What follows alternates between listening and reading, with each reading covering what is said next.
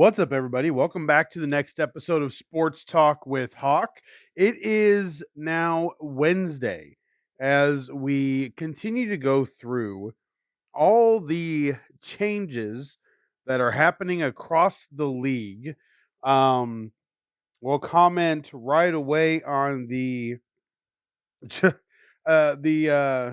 the shock I have with Antonio Pierce getting fired. Now, I do thoroughly, and I mean this with every part of my being. I really hope Tom Brady did not have anything to do with Antonio Pierce firing. And then I hope even more that Bill Belichick is not getting a play because of it. I don't know what to read into everything. I'm not really trying to right now. Bill Belichick can't get out of his contract till June. But this is awful fishy. Everybody that has said something doesn't seem right, I have to agree with you. It doesn't seem right. Something seems off. I don't think there can be any mistaking that whatsoever, unfortunately. So, for me, what I'm really hoping is that out of all of this, we will get the answer of who's making the calls, who's doing what. Um, my biggest fear for the Raiders right now is that Pierce, I mean, those Raiders were playing so hard with Aiden O'Connell. And I know there's some people out there like, well, this isn't a participation sport. I've said it before. I mean, I said it in the last podcast. You have got Andy Reid, Patrick Mahomes, Jim Harbaugh, Justin Herbert, Sean Payton, and Bo Nix. What do you think you're going to win right now? Like there's an aspect of this right now where it's not that the Raiders are in a state of constant demise. If they could win 8 games, if they could go 8 and 9, it would be a successful season. That would be a success. Going 3 and 3 in your division, splitting it would be a success. You're not gonna like, there is a talent gap. And then yeah, there's a coaching gap, but guess what? Sean McDermott in this division would be the 4th best coach too. I dare say if they're going to make a trade. I said this last night when I was talking with a buddy of mine. Jay Glazer reported that there are teams asking Minnesota about the availability of Kevin O'Connell because no extension has been discussed. He's got 1 year left on his deal. You know what? That'd be a really good move. But Kevin O'Connell would be the 4th best coach in this division. You have a Super Bowl winning coach, a Super Bowl winning coach, a national championship coach, and a Super Bowl coach. Like, can we not just realize what this division is? It's really hard. It is really hard. And I don't see a way in any way whatsoever for the Las Vegas Raiders to make a move that doesn't give them the 4th best coach. I'm sorry. I don't think this is about winning right now. I really don't. I don't think this is about winning. I think this is about doing the best that's there, and that's all you can do. You want the effort. Are these guys putting forth the effort? That's what you want to see right now.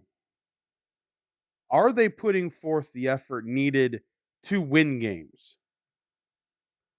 Are they trying hard? Are they competing at a high level? Are they giving up? If the answer to all those is no, or if the answer to playing hard is yes, are they giving up? No. If they're all positive answers, what more do you want? They don't have a quarterback that can compete against Bo Nix, Aiden, or Justin Herbert, and Patrick Mahomes. They got a tight end that can compete in that division. I would argue they've got the best tight end in the division. Yeah, I know Travis Kelce's there, but they've got the best tight end in the division. Know why I believe that? Because Brock Bowers just set the rookie record and he knows exactly what he's doing. And there is no question about how good he is going to be. They need somebody to just throw him the ball. So, this notion that you're going to win this division has to leave. And I know these are all professional players. I get it. But coaching and ownership matters. GM matters. Tom Telesco is really good.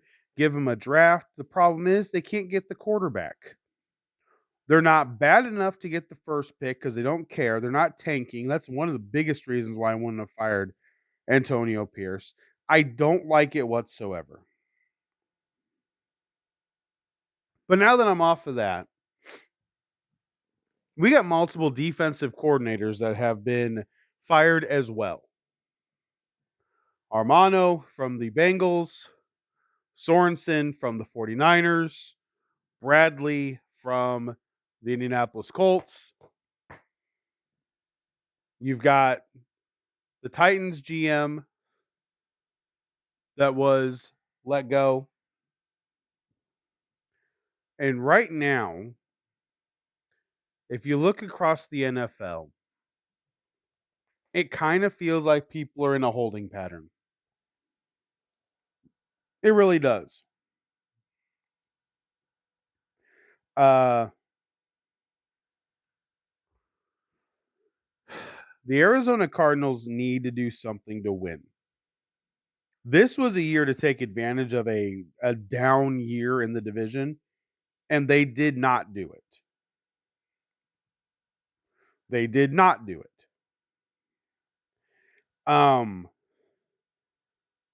That's a problem. I know people are like, what's the issue?"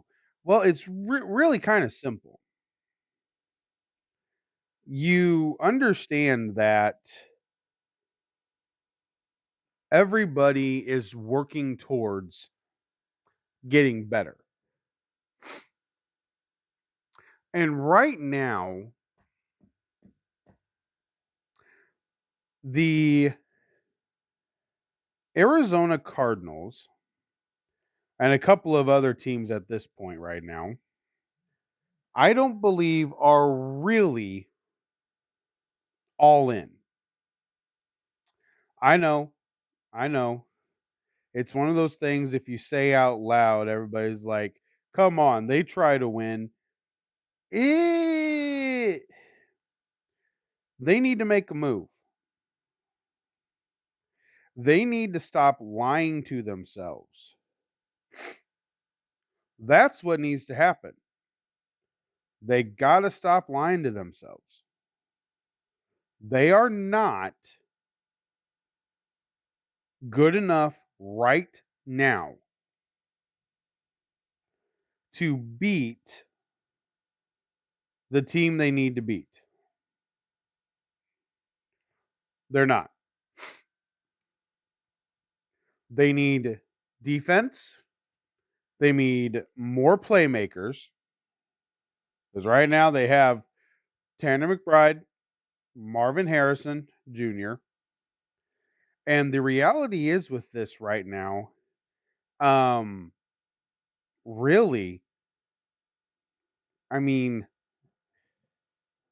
you got to make a move here.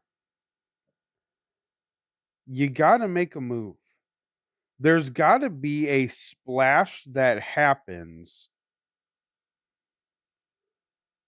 from this offseason for the Cardinals. If you're a fan of the Arizona Cardinals, and I'm what I call a flyby fan. I'm a fan, not, I don't have any diehard, you know, ties to them or whatnot. I've always liked the Cardinals. They always get the quarterbacks. I liked Carson Palmer. Loved when he went there. I absolutely love the professionalism of Larry Fitzgerald. So there's aspects to the Cardinals that I've always been a fan of, which is why I root for them. I'm not a diehard, loyal fan by any means. I like what the organization has always done. Loved Adrian Wilson, Calais Campbell. Now, I remember all these guys. So looking at it, they've got to make a move. And here's something that's interesting. We say they got to make a move. The Arizona Cardinals are sitting in a spot where their division's on a downward slope right now. The 49ers came out today and said they want to get the Brock Purdy deal done sooner rather than later. So guess what? You've only got Brock Purdy, currently Geno Smith, and an aging quarterback at the Rams, not necessarily the superstar that you have to deal with now. That's what you're dealing with. So if you are going to, quote unquote, take advantage of a situation, by golly, George, this would be it. This would be that situation. This would be the situation that all your friends tell you, you need to take advantage of this. This is where you need to go. Absolutely is what they should be doing. No doubt. No doubt whatsoever. I don't feel like they're serious enough. I don't. I don't think at the end of the day, the Arizona Cardinals right now, the current setup regime, however you want to say it, current leadership, is that focused on winning. Because they're not doing everything they can to make them win. Right now is the perfect time to release, trade, whatever it may be. Now is the perfect time to get rid of Kyler Murray. If you're going to do it, now is the time. Everybody needs a quarterback. Everybody needs help across the board. If you were going to do it, now is the time to do it. Because you got to take advantage of what you have in your division. This is the opposite of the Raiders. And now if you're the Jaguars, listen, I love the Jaguar job. I know there's people dumping on Trevor Lawrence. Like I've said, do I think he's a superstar? No, I think he's another Tua, and he got paid like Tua. Kudos to his agent. I think he's like Tua. He gets paid paid like Tua. I believe if Eric Bieniemy went down there with Brian Flores, the defense would be great. The offensive scheme would be outstanding. The Jaguars would win, and Brian Thomas would be an All-Pro for the next 10 years. I do believe it's that simple for them. I do believe that. Another team that needs to take advantage, honestly, is the Patriots. I'm not going to say the Jets because Woody Johnson has got so much junk going on right now. I mean, he's having to come out and say publicly, my son has no role with the team. We know he doesn't have a role with the team. He's your son. That's his role. We know it's not official, but we know that's his role. And just an FYI, his son could be one of the hottest GMs in 10, 15 years. Willing to take risks, willing to make moves, willing to say that's not going to work, willing to go out on a limb. We don't know. What I do know is it's really unfair just to say, well, you're just listening to a 15-year-old. Andy Reid was a 15-year-old once. Sean McVay was a 15-year-old once. Kevin O'Connell. Like, come on, guys. Certain aspects of what is said drive me up the wall. And that is legitimately one of my biggest pet peeves is well, yeah, but they've grown up, or they've changed how they think, or they know what they're doing because they were around this. Listen, we all started young. I think it's one of the crimes of getting older is you forget that you started young and dumb. It's a rite of passage in this world, and you forget that that's where you began. And I think it's a really big misconception of what needs to be done sometimes because people are too worried about looking at the younger options. And I'm not talking about age, I'm talking about just the way things are done. Analytics. Sean McVay brought in analytics, let's just be honest, and it has worked extremely well for him. Extremely well for him. If analytics failed, everybody would be like, look at that young coach bringing in new stuff that just doesn't work in the NFL. You know that's exactly what they do. If you deny it, then you deny what football really is, which is territorial. That is exactly what the commentators would say. That is exactly how everything else would play out. Remember Brandon Staley trying to copy Sean McVay with the Chargers? He did analytics so much, it got him fired because he wouldn't figure out football. But analytics came in, and now everybody uses the graph. According to analytics, at this position, you should go for it. According to analytics, you should kick it. According to analytics, you should punt. Now it's on the freaking screen every time when we're watching the game. New can sometimes be exciting. There has to be a combination of new and old. It can't be all old and it can't be all new. There's got to be give and take. And the teams and the coaches that figure out the give and take have success. And when it comes to this, the Arizona Cardinals seem to be in an old school frame of mind where it takes 4 years to build this program. 4 years to build the organization back up. The Broncos and Commanders are in the playoffs. The Commanders are in the playoffs in one offseason. Clean sweep, fresh start.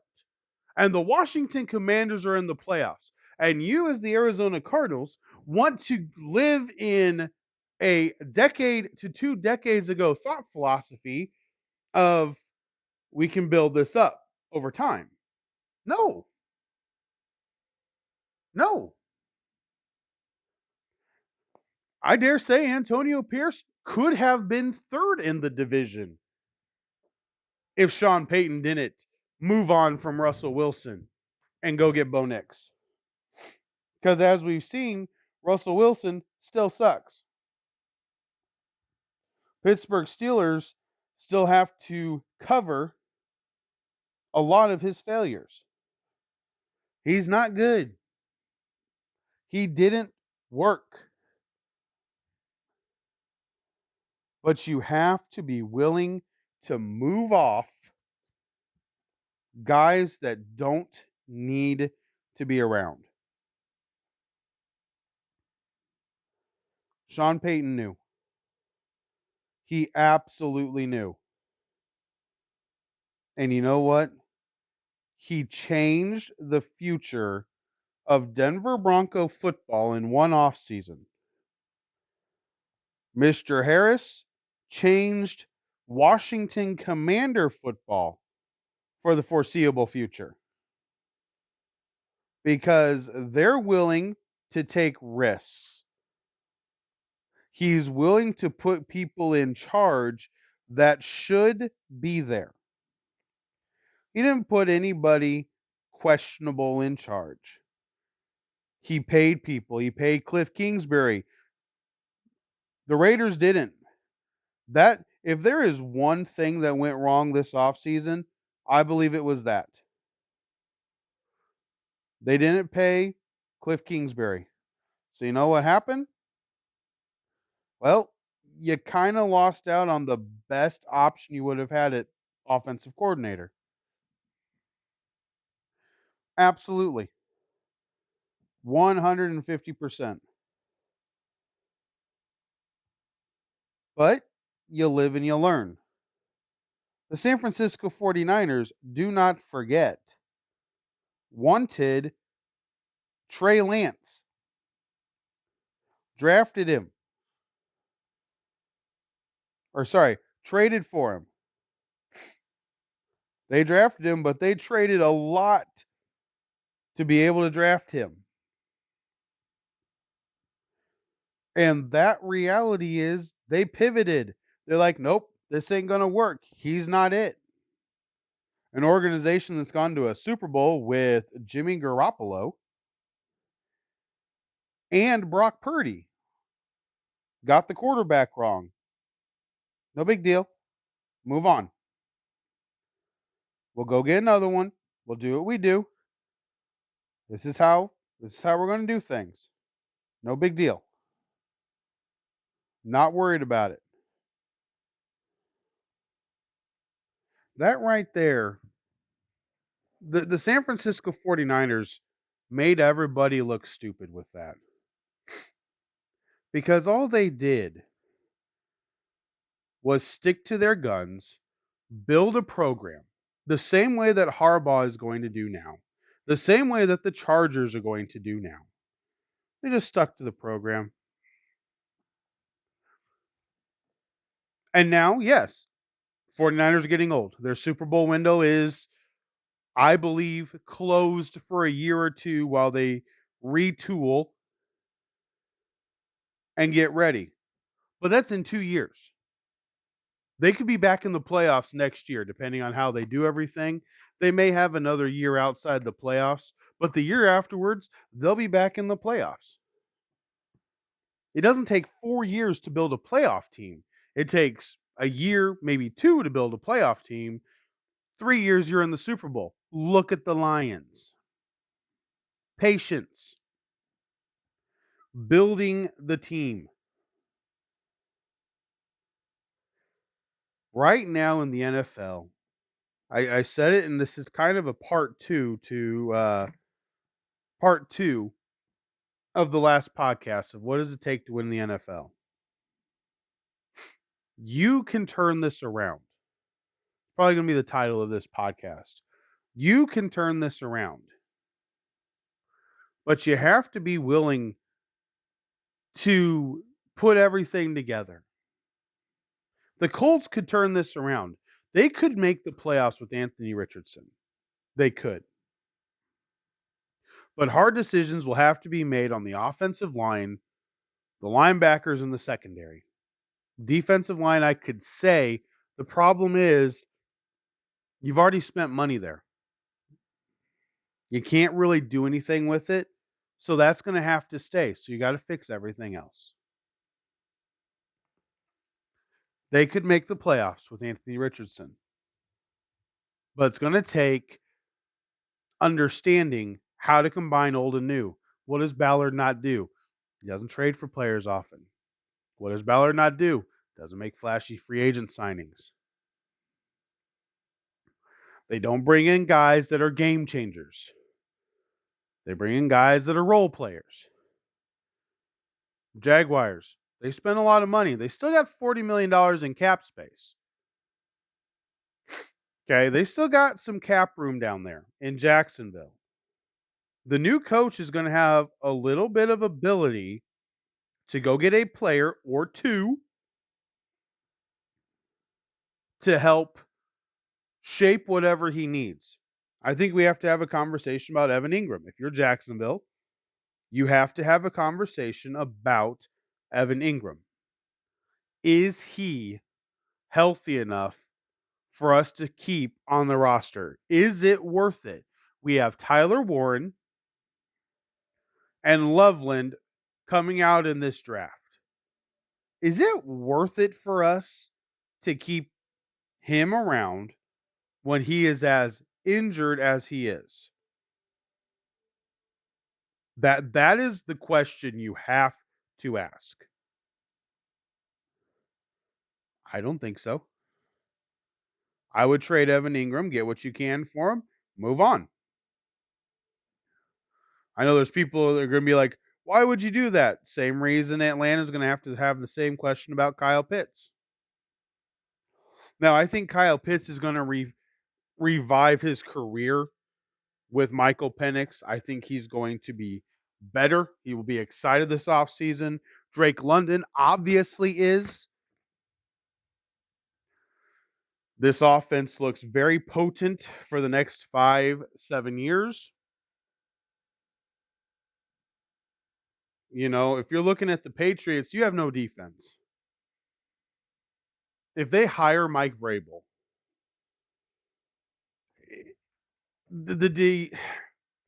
I've said this so many times. Vrabel's toughness is what gets him hired as a head coach. Just toughness. Physicality. The Patriots, if Vrabel brings in a good offensive coordinator, which who knows? I read somewhere that Vrabel, if he gets the New England job, could bring back Josh McDaniels. McDaniels thrived as offensive coordinator. That's where he belongs. He's not a head coach. The chip on his shoulder, he was a young kid. He was in a really good organization, got his own job, found out you can't be what that organization is anywhere else. That organization allowed what was going on in New England because of success. Vrabel will bring back toughness. They got cap room, they're good. Even the Jets have cap room. Jets have a ton of cap room. Titans have cap room. Raiders have cap room. Like, when you want to win, you have to be willing to go out on the edge. You may have to pay a player. Let's say you're the Patriots. You may have to pay Keenan Allen $2 million more a year than somebody else will. But you're doing that for the experience and for the leadership. You can overpay a little bit if you get what you need. You've got to change everything around. You're not in a situation where you have as much talent as Philadelphia or Detroit.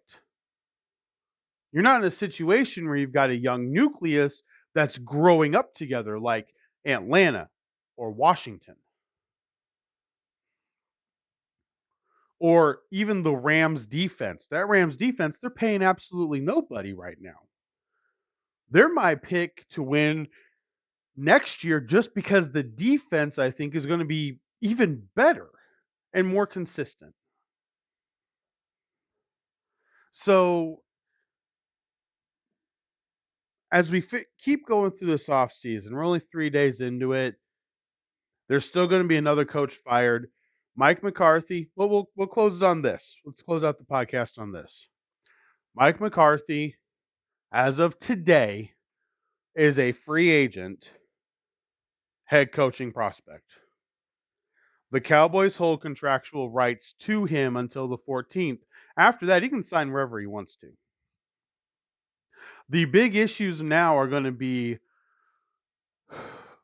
if Tomlin gets blown out by Baltimore, is Pittsburgh finally ready to just be like, time to move on? We can win 10 games with any coach. Time to move on.